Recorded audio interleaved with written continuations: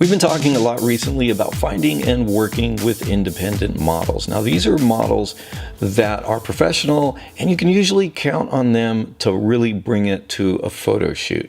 But what about the flip side of that? What about people who you might be interested in having pose for you, or maybe they've come to you and asked you to take pictures of them, but they're not experienced models, or they really don't have any intention of modeling professionally or even as a part-time thing. These are just people who want to make pictures with you, probably in exchange for photos of themselves. And where does this come from? Well, I can tell you that lots of times I'll put like a model call on Craigslist, or I'll let people know on Facebook that I'm looking for someone to pose for me. And you'll get all kinds of responses for something like that. The trick is, don't say yes to everyone, okay? That's just, it's gonna frustrate you.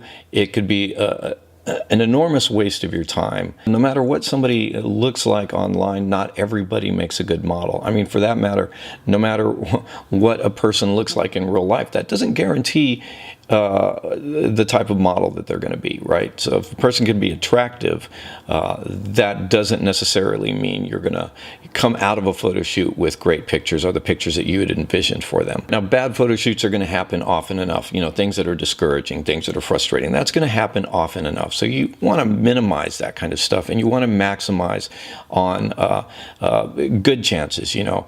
And how do you do that? I have a short list of what I'd call qualities of a good subject. Think of this as characteristics of a person who would probably make a good model, okay? We're going to start with expressiveness. A good model is more than likely going to be expressive. Okay, now this is somebody who's got a willingness to show, you know, emotion. They can be expressive with their face. They can be, you know, expressive with their hands and body language. Another really good characteristic is confidence. Okay, now, a person who's confident is not going to be afraid to express themselves. They're going to stand strong in front of that camera. They're going to project that confidence. That goes a long way. Another thing that's really helpful, especially with creative photography, is someone who's creative, okay, and someone who's adventurous.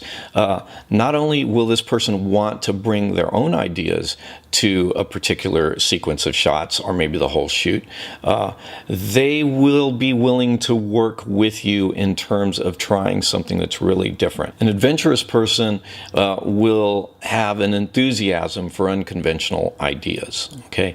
And a creative person is going to help you come up with those ideas. So you get those two, you get that combination, and that can really work for you when it comes to, you know, really creative photography. If a person's an extrovert, that can also be a plus. Now, I'm not talking about necessarily a person who's an extrovert in real life, somebody who's loud and obnoxious, or somebody who just always wants to be the center of attention, right? I'm talking about how they relate to the camera.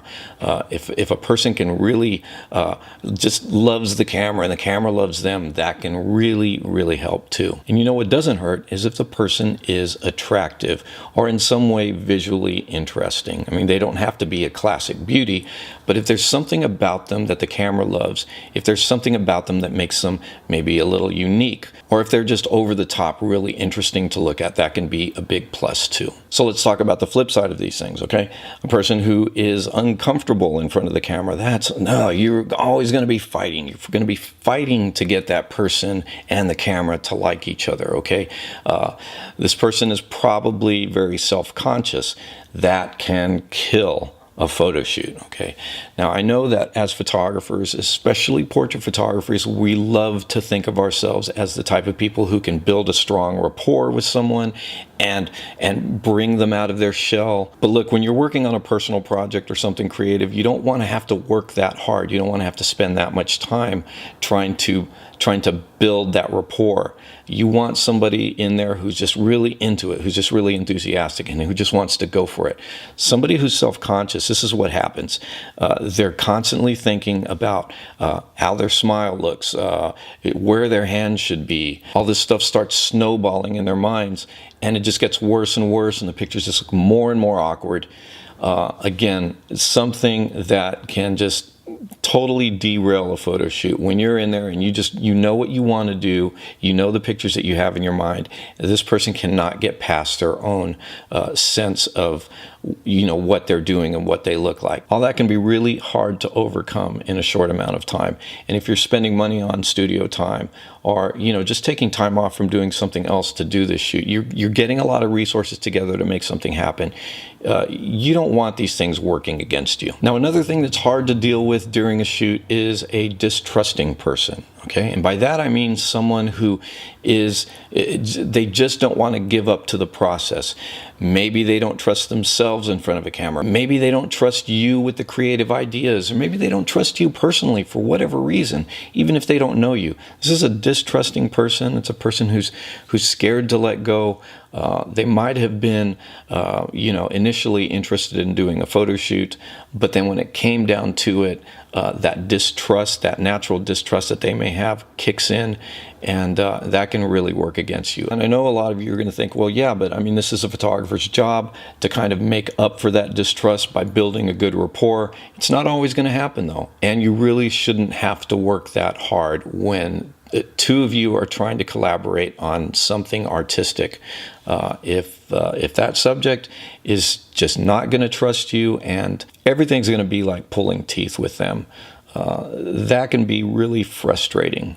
All right, so there you have it. I'm going to go over these really quick with you again. You want somebody who's expressive, creative, adventurous, somewhat of an extrovert in front of the camera. You want them to be able to project. You want them to be able to have fun and let go.